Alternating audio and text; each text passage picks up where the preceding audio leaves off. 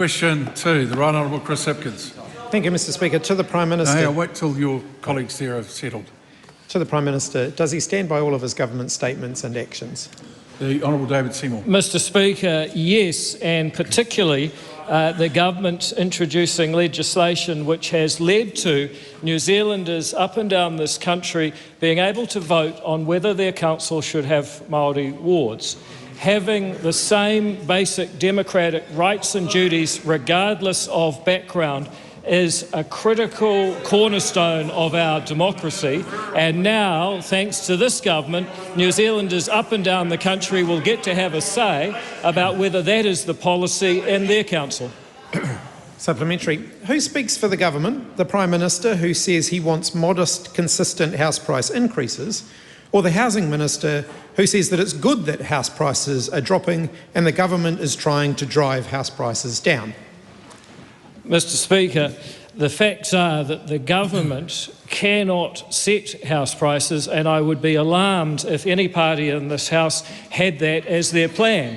What the government is doing is introducing policies that will make it easier for New Zealanders to build more homes, and in that sense, both of them are speaking for the government, because the final track of housing will depend on a range of factors. What we're doing is fixing what matters through Resource Management Act reform, Building Act reform, infrastructure funding, so that wages can grow faster than house prices, which is what we should all want for New Zealand's future.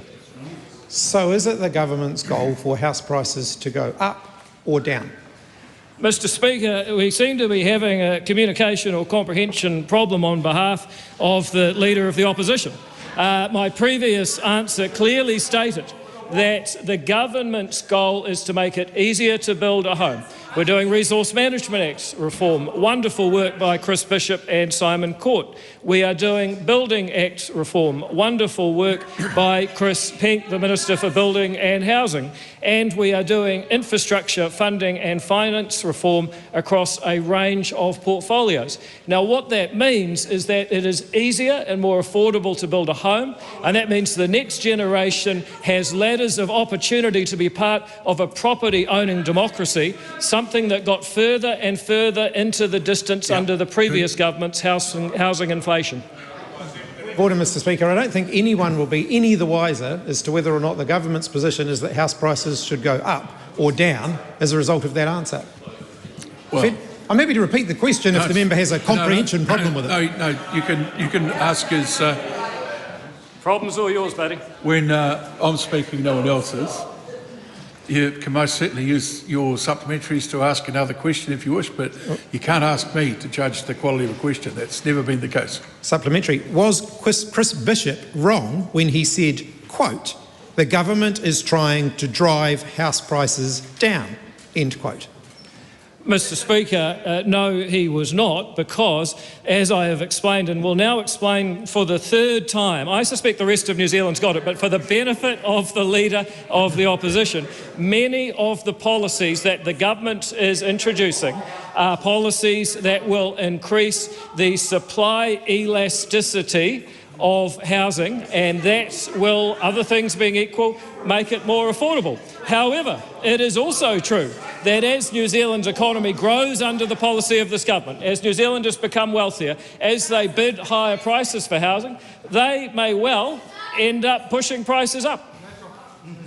So was Christopher Luxon wrong when he said, quote, or that the government wants, quote, modest, consistent house price increases? Mr Speaker, it reminds me of when I used to tutor Econ 101. Let me explain to the Leader of the Opposition. On the one hand, we want New Zealanders to be wealthier, we want our population to grow, we want people to be bidding to raise house prices, and on the other hand, we want to make it easier to build them. Both of us want economic growth, less red tape, less regulation, and I just wish that the Leader for the Opposition would get on board. Well, supplementary. So who speaks for the government on housing intensification? David Seymour, who says that Auckland Council's plan will bring significant change to the character of New Zealand's oldest suburb, or Chris Bishop, who's called criticism of the plan frankly nuts? Mr Speaker, I also have heard Chris Bishop say that local MP should advocate for the interests of their constituents, and it is certainly true that the plan will change the character of the city. That is absolutely true. So I guess once again, despite this member's attempts to divide us, we're both right. So is the government's position that therefore housing intensification and more deregulation around building more houses, except in Epsom? Mr Speaker, well, that's not true at all. For example, the Epsom electorate contains the Mount Eden train station, where I expect and support there will be a lot more people living to take advantage of that upgrade in infrastructure.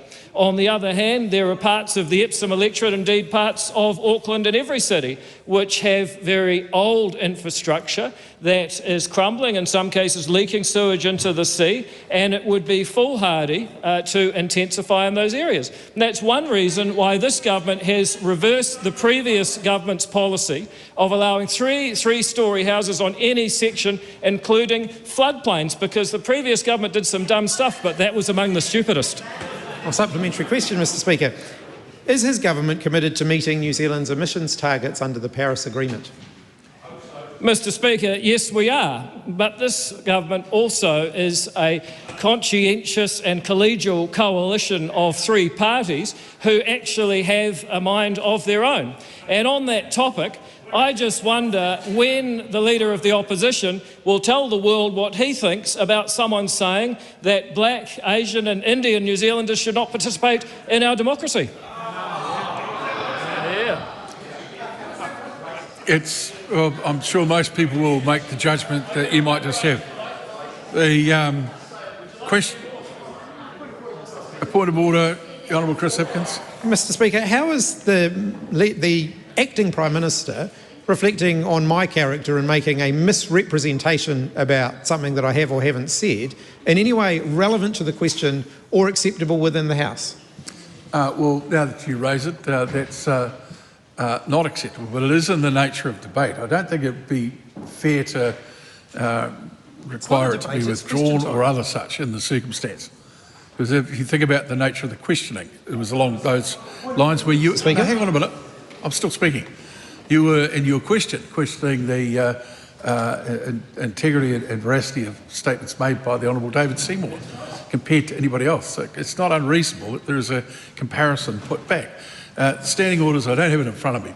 Not standing orders, speakers' rulings are full of, has a number of comments in it. If a political question is asked, expect a political answer. I think that's not unreasonable. Point of order.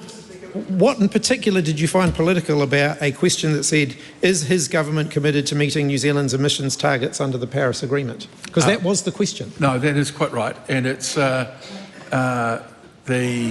point I'm making is that in the nature of the whole exchange, there was a high degree of political contention. Look, standing order, Speaker's ruling 1871. Order, Mr Speaker. Further point of order, the Right Honourable Chris Hipkins. Mr Speaker, no matter how political a debate, a member is not entitled to misrepresent the words of another member. From my memory, what he said is he invited a comment on or a reflection on those, which he shouldn't have done. But it might help if the acting Prime Minister, or the Prime Minister in this case, withdrew the comment. Point of order, Mr Speaker. Well, okay.